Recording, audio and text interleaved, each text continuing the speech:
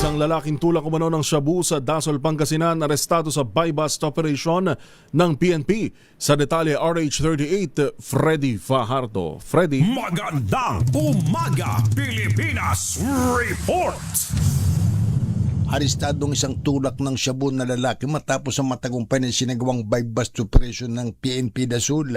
Base sa ulat ni Acting Chief of Police Captain Nobin Kitalig na ipinarating sa tanggapan ni Provincial Director Colonel Arbil Mercolio, nagsagawa ng operasyon ng kanyang mga tauhan sa Drug Enforcement Team matapos na makipag-ugnayan sa PDEA Region 1 isang nagkunyaring buyer gamit ang marked money at nakabili sa suspect ng dalawang plastic sachet na naglalaman ng hinihinalang shabu kapalit ng marked money kaya agad itong inaresto. Nasamsam sa suspect ang marked money ginamit sa operasyon at ang illegal na drogang nakumpiska rito ay tumitimbang ng 2 gramo na may street drug price na 13,600 pesos. Kasong paglabag sa Republic Act 9165 Comprehensive Dangerous Drug Act of 2002 ang isinampang kaso laban sa suspect.